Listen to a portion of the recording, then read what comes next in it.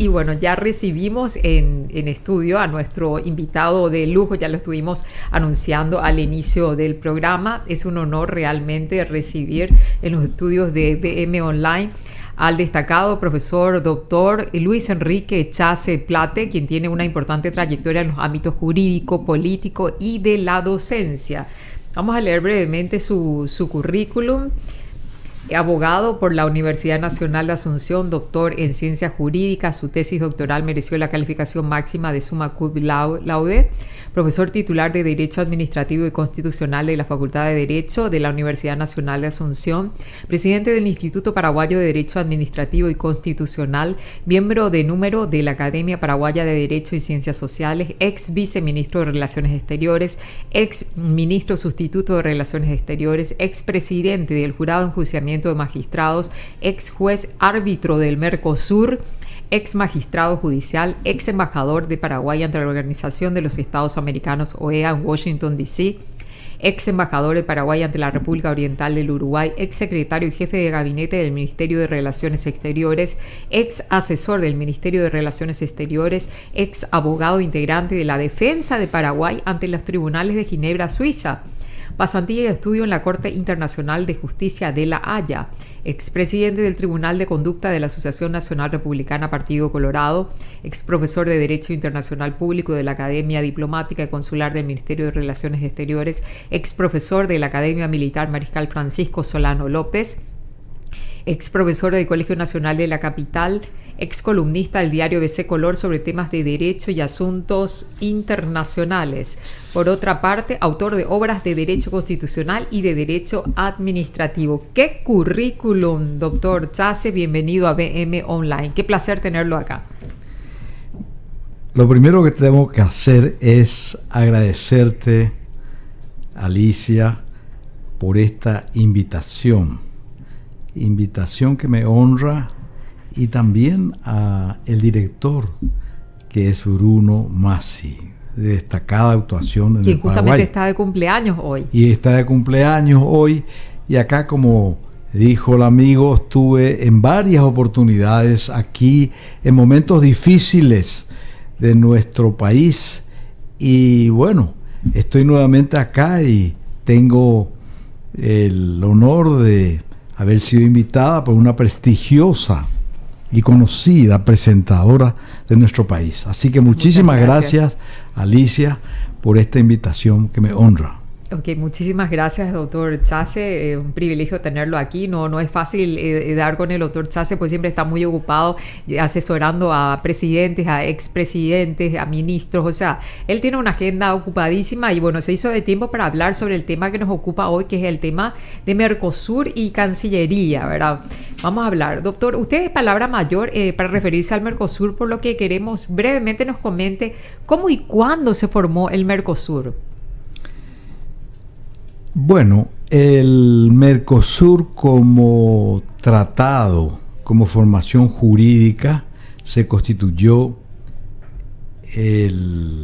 por medio de un acuerdo, de un tratado llamado Tratado de Asunción, en marzo de 1991, en que los 4 países, Uruguay, Paraguay, Argentina y Brasil, decidieron crear un mercado común del sur, y estamos todavía desde esa fecha transitando en un periodo de transición que nunca acaba. Ese acuerdo tuvo sus antecedentes, varios antecedentes históricos inclusive en nuestro país, ¿verdad? Pero se concretó finalmente, se pudo llegar a un acuerdo internacional en ese año de 1991. Tengo entendido que usted fue asesor de la Cancillería y formó parte de aquel grupo de alto nivel justamente, cuyo inspirador fue el ex canciller embajador Luis María Ramírez Wegner, uno de los grandes maestros de la diplomacia paraguaya, y que integraron personas de todos los partidos e ideologías políticas como Evelio Fernández Arévalos y Carlos Alberto González.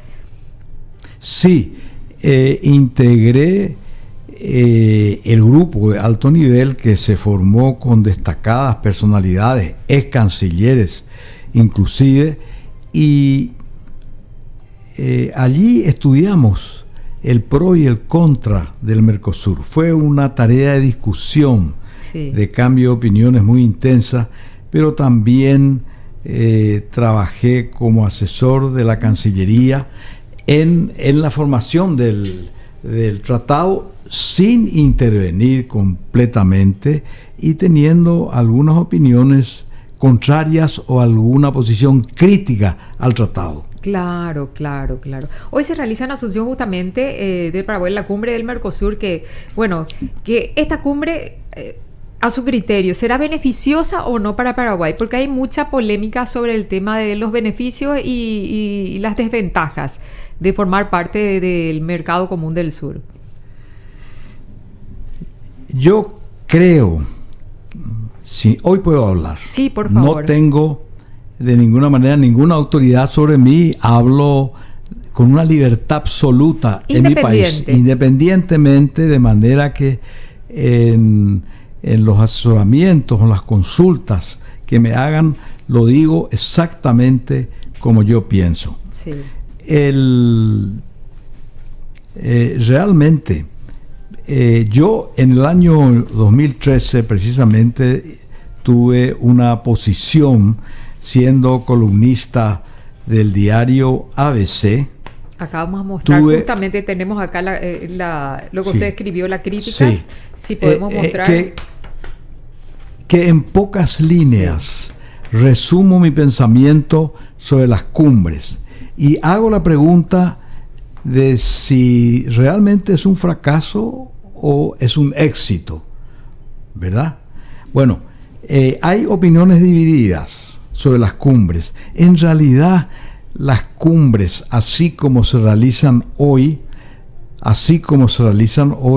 no están reguladas por el Tratado de Asunción, porque el Tratado de Asunción dice que los presidentes pueden acompañar al órgano superior, que es el Consejo del Mercado Común, compuestos por los ministros de Relaciones Exteriores y los ministros de Economía de los Estados miembros, y entonces los presidentes acompañan, pero no tienen ninguna función, ninguna competencia dentro del Mercosur.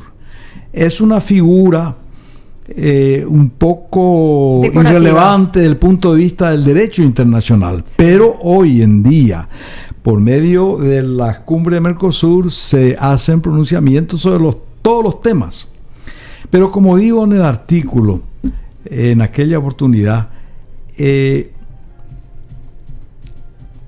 una universidad europea se discutió este tema de si son o no las cumbres necesarias, no solamente las cumbres latinoamericanas o iberoamericanas, sino las cumbres también de la Unión Europea y que se realizan frecuentemente. Un grupo en la Universidad de Salamanca, un grupo de especialistas hizo una crítica muy severa, en el sentido que estas cumbres son con una apariencia muy elegante, con un oropel muy fuerte, pero en el fondo no significan y no dejan absolutamente nada. Porque esas declaraciones que firman los presidentes, algunos de ellos ni siquiera los lee. O sea, porque son producto de nuestras cancillerías. Y entonces hay una proliferación de pronunciamientos que a veces son imposibles, son ideales, que se ponen en los papeles pero que nunca se cumplen. No administran realidades. No, son el deber ser de las relaciones exteriores, aspiraciones. Pero, y al terminar las cumbres, ya nadie recordó. Yo lo digo eso en este artículo, y esa fue la posición de un grupo.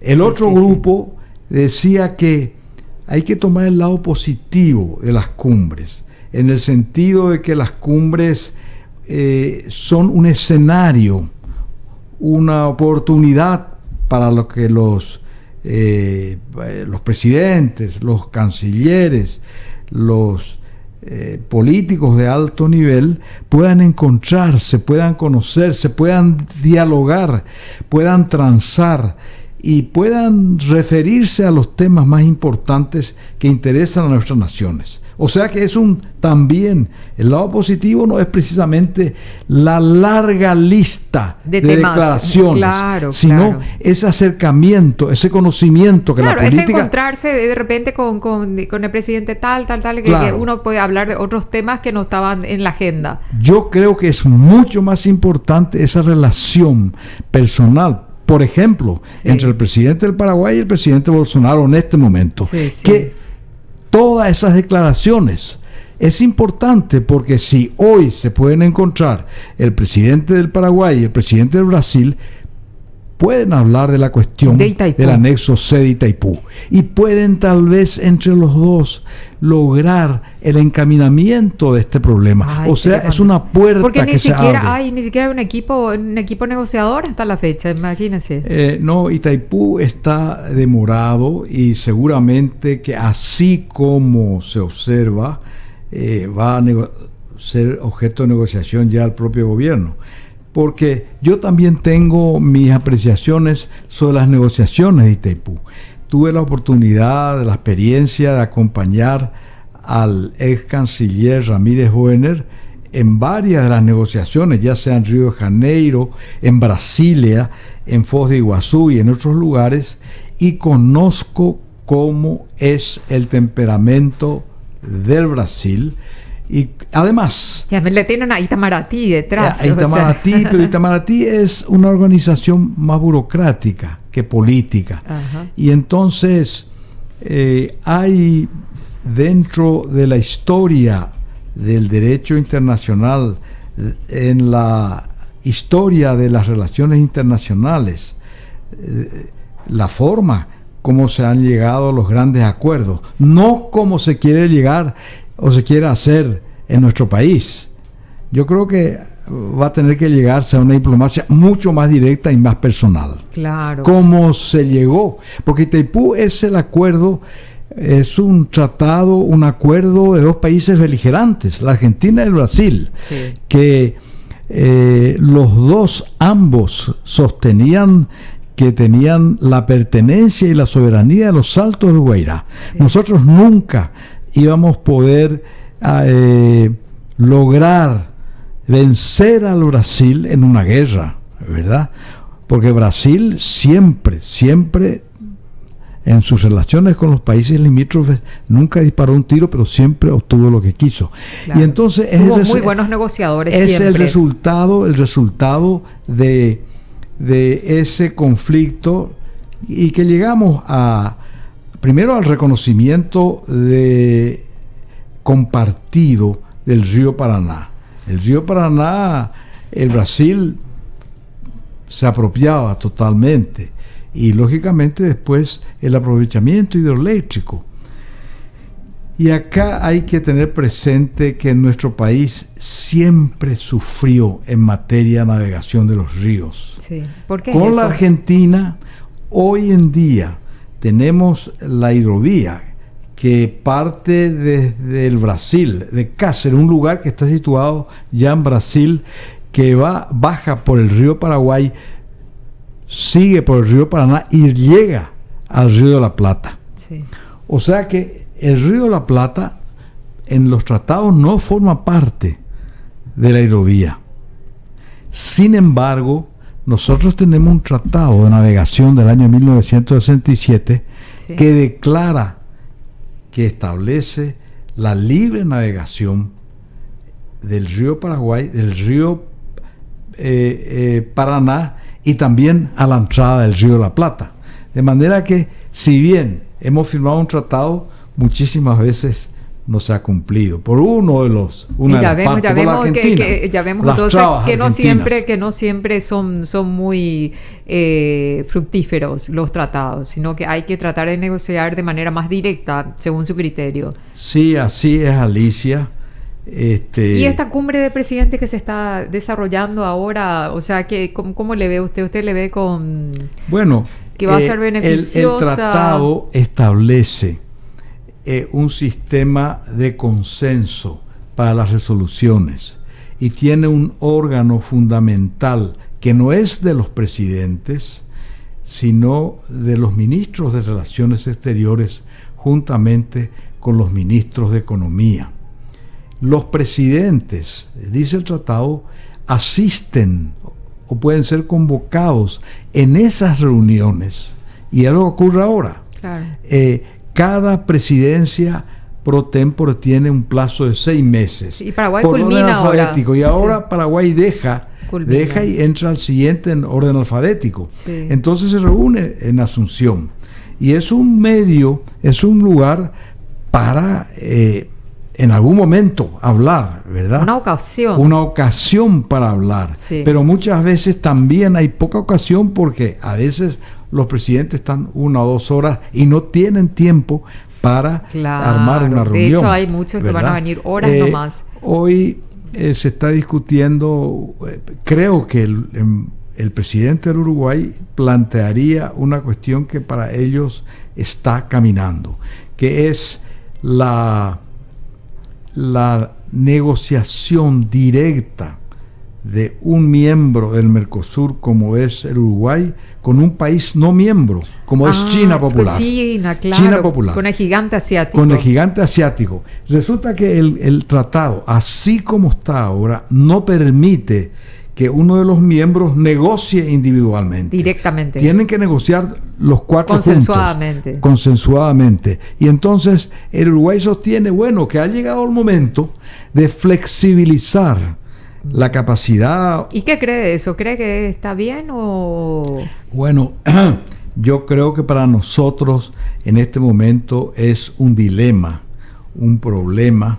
¿Por qué? Porque nosotros tenemos relaciones diplomáticas y muy provechosas con Taiwán, China. Sí. Históricamente hemos tenido, a partir ya de la época del generalísimo Chiang Kai-shek, y si nosotros firmamos con el Mercosur un tratado, un acuerdo, un protocolo con China Popular, China comunista, eso va a significar que el rompimiento de nuestras relaciones con China, de Taiwán. Claro. Y entonces es una cuestión que atañe a la República si sirve Paraguay. mucho el Mercosur.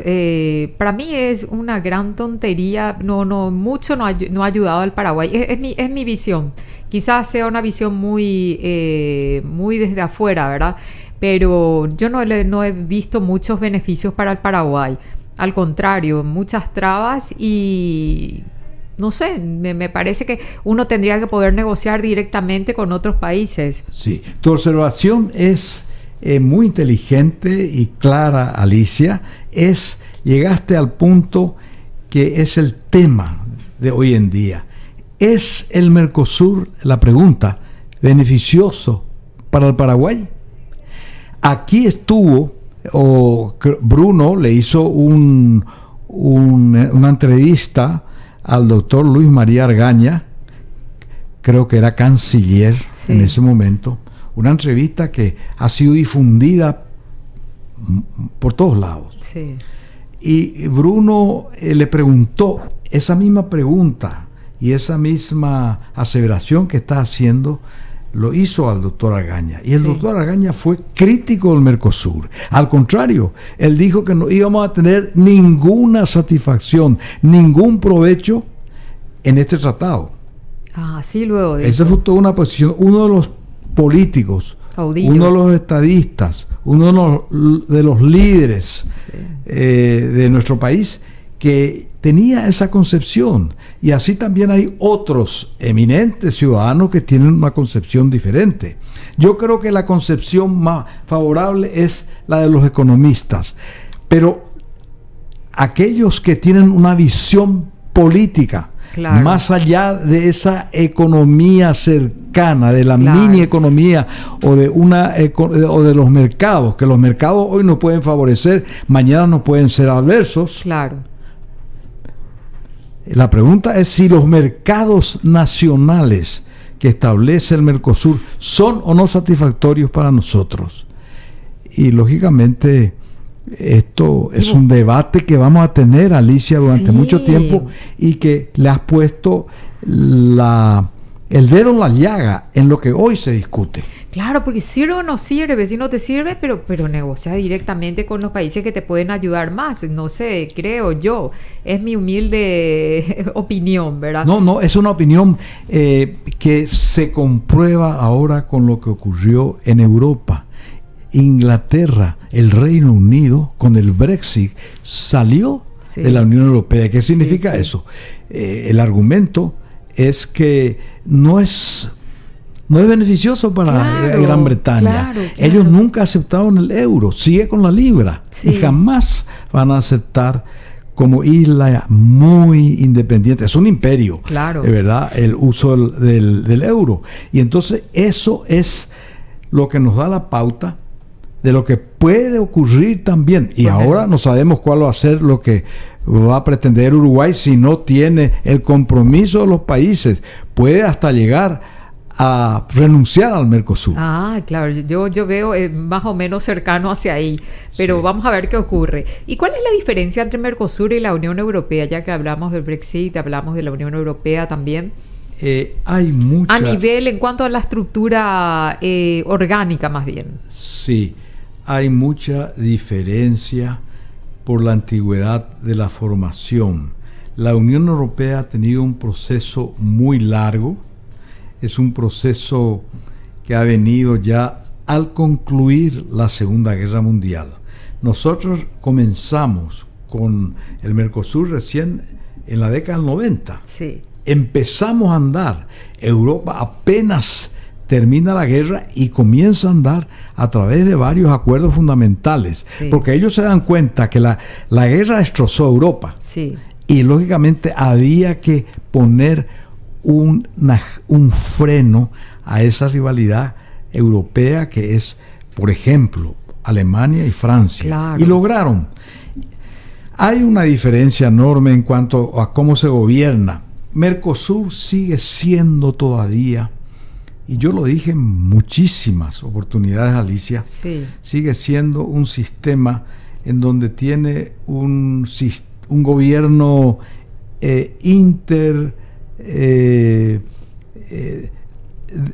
que no tiene autonomía en el sentido de que es intergubernamental, o sea que los ministros de Relaciones Exteriores tienen que reunirse para tomar las decisiones y tienen que tomar por consenso, ¿verdad? Por consenso. Si uno no está de acuerdo, hay un veto. Se acabó. ¿Qué es lo que pasa? Europa ha superado este sistema del consenso. Europa tiene el sistema de las mayorías, son 29, 28 países y lógicamente se resuelve por las mayorías. Claro, es mucho más fácil también. Es mucho más democrático y mucho más fácil, ¿verdad? Y además, esto va a tener que con el tiempo pasarse a otra esfera. Yo lo dije en varias oportunidades, pero lógicamente acá hay un estancamiento en cuanto al sistema de gobierno del Mercosur. Europa, la Unión Europea presenta una unidad diferente a los gobiernos. Entonces uno no deciden los gobiernos, sino que decide un ente, un ente que es de la todos. Élite, la élite un ente, un consejo europeo que es la que resuelve. Y ahí nombran sus autoridades. Uno no va a negociar con el presidente acá, con el presidente allá, sino con ese ente. Claro. Y en cuanto al Mercosur, ¿cuál es el órgano superior del Mercosur? Para poder ubicar un poco mejor. El órgano superior del Mercosur es el Consejo de Ministros de Relaciones Exteriores, el grupo de ministros de Relaciones Exteriores con los ministros de Economía. Entonces, ese es el órgano político superior que toma las decisiones fundamentales. Claro, por encima de los presidentes. Bueno, los presidentes no intervienen. Por eso aquella decisión que fue tomada para suspender al Paraguay, yo estuve acá precisamente en aquella ocasión, cuando el Paraguay se suspendido, me invitaron aquí, yo estuve a dar mi opinión. Esa fue una decisión nula. inválida. ¿Por sí, qué? Sí, sí. Porque la decisión la tomaron los presidentes, no los ministros de Relaciones Exteriores. Como correspondía. Como correspondía. Claro, el órgano competente sí. no son los presidentes. Sí, sino los ministros de Relaciones Exteriores. Bueno, cambiamos un poquito de tema. Sí, Ahora vamos sí. a su paso por la justicia y el jurado de enjuiciamiento. Usted fue fiscal y juez, ¿verdad? De primera instancia en lo civil y comercial, interino en lo criminal, ¿verdad? Sí, sí, exactamente. ¿Y cuál es el perfil que debe reunir un juez? Fue un paso interesante porque pasé de Cancillería, que había estado como 8 años, mi primer paso en la Cancillería, a la magistratura, y me encontré con un mundo nuevo, un mundo diferente. Sí, seguro. Totalmente un mundo que no sabía cómo actuar. Entonces, un engranaje que... Sí, joven abogado como era. ¿Qué edad tenía por entonces? Y yo tenía, cuando fui como fiscal, 24 años. Pero un y yo soy niño, un crítico total. ¡Qué joven! Yo digo que los jueces y los fiscales deben ser personas que han vuelto en la vida. Claro, no jóvenes, con más experiencia. Con más experiencia, pero no tenía experiencia de vida. Claro. Tenía una experiencia, mejor dicho, un conocimiento del derecho, pero sin tener la experiencia de vida. Y esa es la crítica que me hago yo mismo. Sí. Pero es una oportunidad que me dieron y un pedido cuando se hacía una renovación del Poder Judicial en que ingresaban de varios partidos políticos en aquella oportunidad. Y esta es una institución muy criticada. ¿Cuál es el perfil que debe reunir un juez a su criterio y con toda su sapiencia y expertise? Yo estuve el primer tiempo y fui presidente del jurado de enjuiciamiento de magistrados, y llegué a ese cargo en representación del Consejo de la Magistratura, que se había formado directamente en aplicación de la Constitución Nacional, de las disposiciones transitorias, electo por la Universidad Nacional de Asunción. Yo creo que uno de los puntos débiles del Consejo de la Magistratura es la selección de los jueces y más de los miembros de la Corte Suprema. Creo que es indignante que a un jurista que pretende llegar a la Corte Suprema de Justicia se le tome exámenes como si fueran niños. Hay que tener presente de que son personajes los que quieren ir a la corte. Y aparte dicen que se cocinan también esos exámenes. Sí, así dicen. Pero hay un factor fundamental que no se ve. El perfil. El hombre, principalmente un hombre que va a la magistratura, tiene que ser un hombre justo.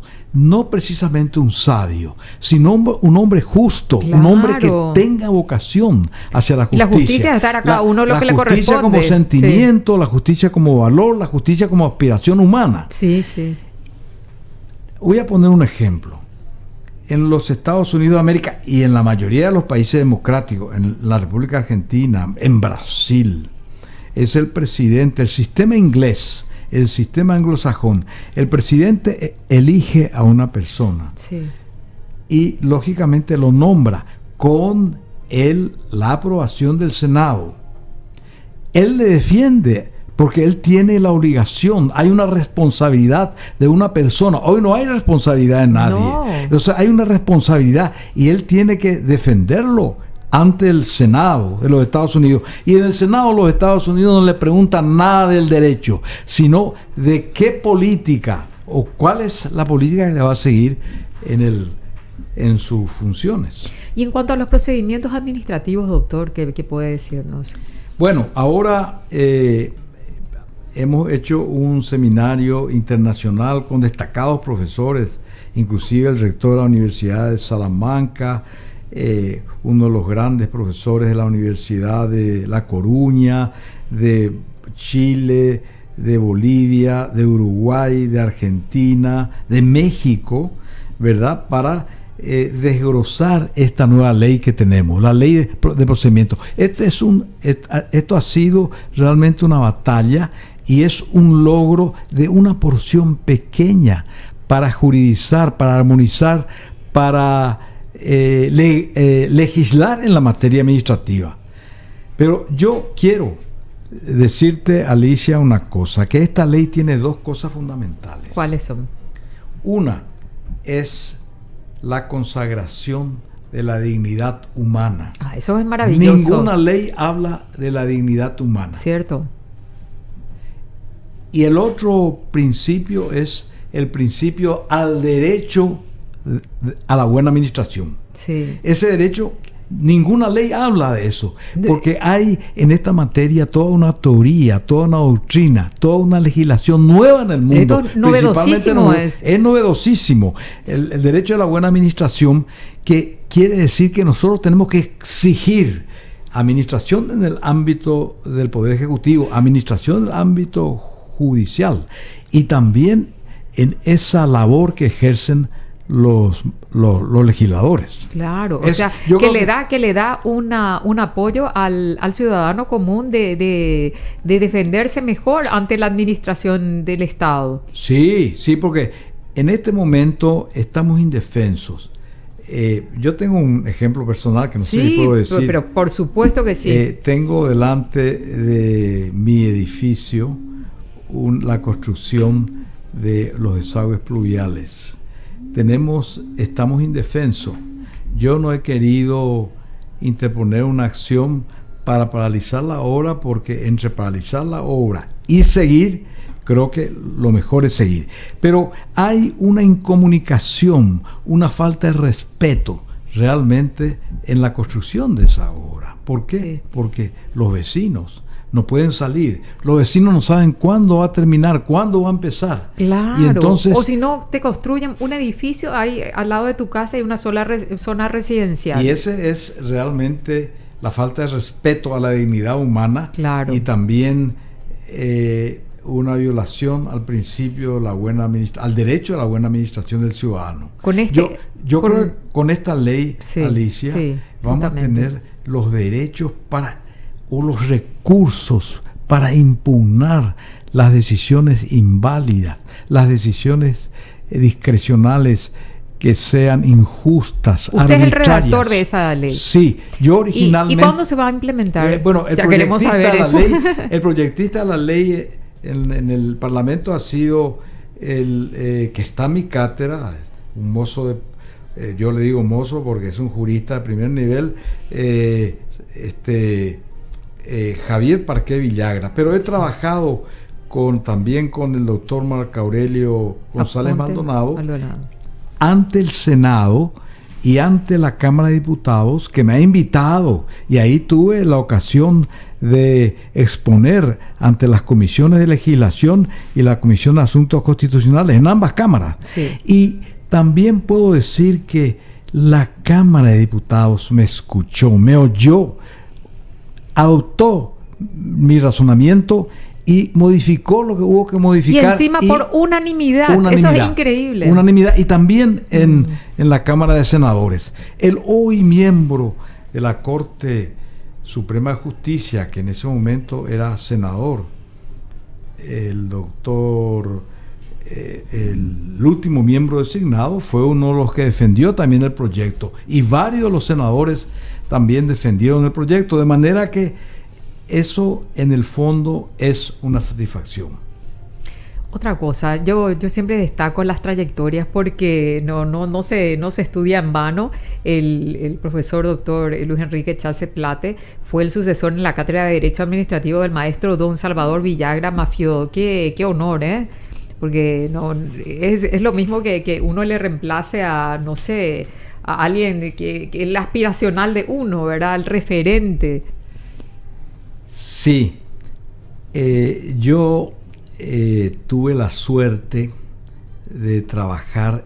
Él me llamó. Yo tenía las dos cosas, la oportunidad de un concurso del derecho internacional privado y un concurso en el derecho administrativo que me indujo el profesor Villagra de joven. Lo acompañé siempre y aprendí con él en una forma impresionante, porque Villagra era un hombre muy modesto pero muy sabio. Sí, sí. Había sido ministro de Justicia, había estado con el general Estigarribia, con el presidente Eusebio Ayala, con Eligio Ayala. Había tenido vínculos muy fuertes en el campo político e intelectual y jurídico. Y después me tocó trabajar en la cátedra de Derecho Constitucional también con un maestro, fue mi profesor, el doctor César Garay Padre, y fue una oportunidad también de aprendizaje. ¡Qué bárbaro! Usted tuvo los mejores maestros. De aprendizaje, sí. ¿verdad? Y bueno, y eso quiere decir mucho, y lógicamente un hombre que trabajé con él a los 18 años y que después fue mi jefe como viceministro de Relaciones Exteriores durante su época de ministro, fue el doctor Luis María Ramírez Buener. Ramírez Buener, que considerado no solamente en nuestro país, y lógicamente muy en algún momento a nivel regional Raúl también. Sapena Pastor, Sí. que fue 2 veces candidato al Tribunal de Justicia de La Haya. Pero hace unos días tuvimos una reunión y en un discurso que dio un profesor, colega, a quien yo le aprecio mucho, que es mi amigo, el doctor Carlos González Alfonso, sí. dijo palabras que me llenaron el espíritu, y entre ellos que yo me constituí en este momento, no por viejo, en el profesor más antiguo de la Facultad de Derecho de la Universidad Nacional de Asunción. ¡Qué bien! Sí. ¡Qué bien! Y bueno, eso es y da muchas satisfacciones la docencia. Da mucho satisfactorio. Bueno, cambiemos de tema. El Estado y su reforma, porque urge la reforma del Estado. ¿Cuál es el origen de este ordenamiento administrativo y constitucional en nuestro país, doctor? Aquí se habla de la reforma del Estado. Reforma del Estado significa reforma constitucional. Sí, claro. Bueno, hay puede hablarse de reforma legislativa, pero no reforma del Estado. Que debe hacerse a través de una constituyente. Claro. En primer lugar, acá hay siempre esencialmente esa fluctuación entre derecha e izquierda. Nuestra Constitución no tiene ideología, y ninguna constitución tiene que tener ideología, porque en materia de constitución hay una mutación permanente. Lo que hace 30 años era factible, hoy ya no. Claro. El mundo marcha aceleradamente hoy en día, y ¿sabes por qué? Ha podido salvarse la Constitución de los Estados Unidos de América de 1787 por las 27 enmiendas, porque en la medida que transcurre el tiempo, ellos pueden hacer una enmienda que se ajuste al momento histórico, actualizar la Constitución, que se ajuste al momento histórico. Porque una cosa es lo que ocurrió en 1787 con los principios fundamentales, y otra cosa lo que hoy ocurre. ¿Qué pasa? Nuestra Constitución no contempla un montón de cosas nuestra Constitución es una Constitución que agranda el Estado, crea órganos que tal vez no han tenido buen resultado. Es el problema de las constituciones rígidas. Y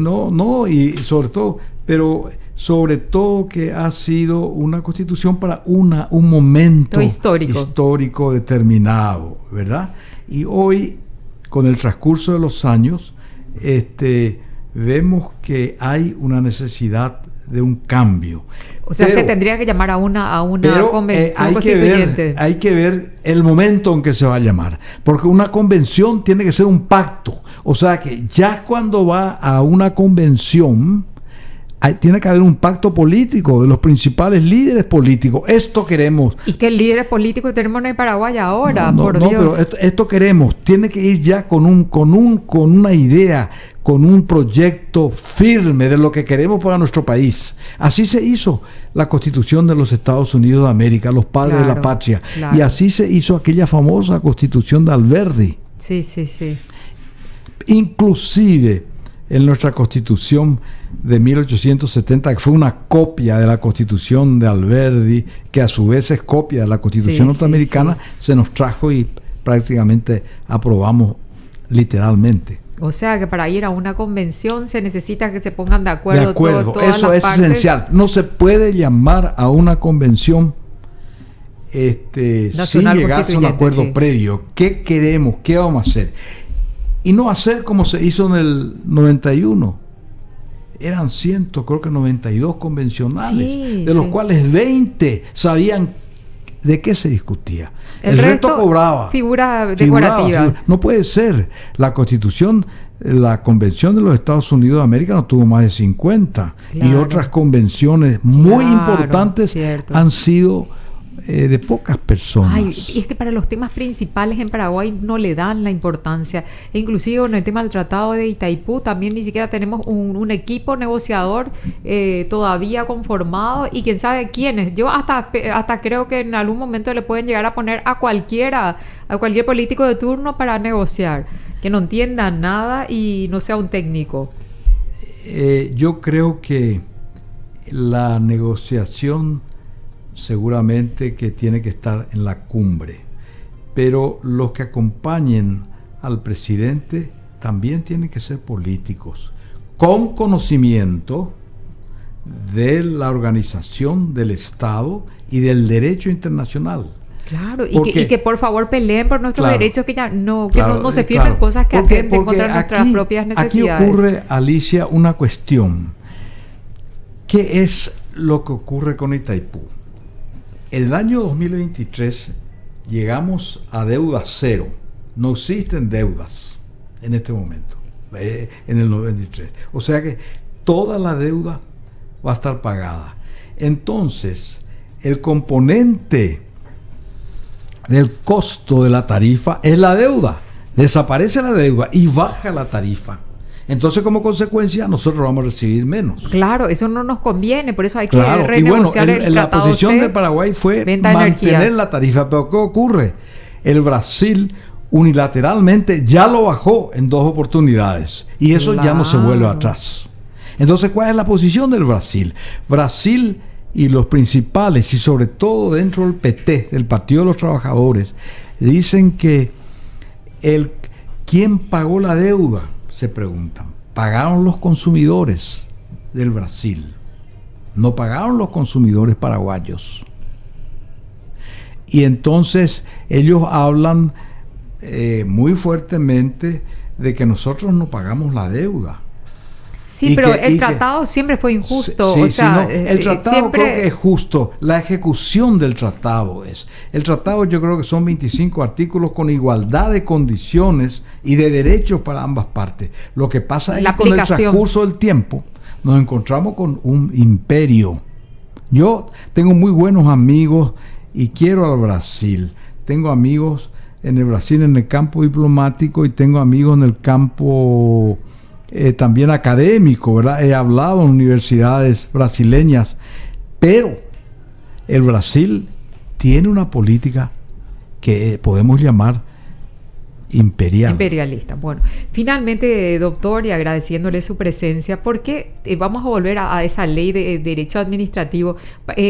¿Cuál es la importancia? Resaltemos como último punto, ¿por qué es importante esta ley elaborada por usted en defensa del ciudadano?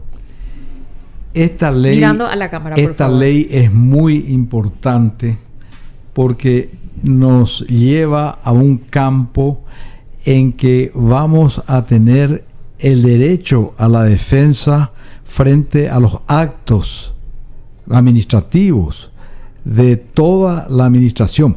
Esa administración que también en función administrativa se realiza dentro del campo del Poder Judicial y también dentro del campo del Poder Legislativo. Ocurre que en nuestro país el lugar más desierto en materia legislativa en el campo de la administración constitucional, administración y constitución. Entonces, nosotros podíamos ser objeto de cualquier arbitrariedad, cualquier decisión que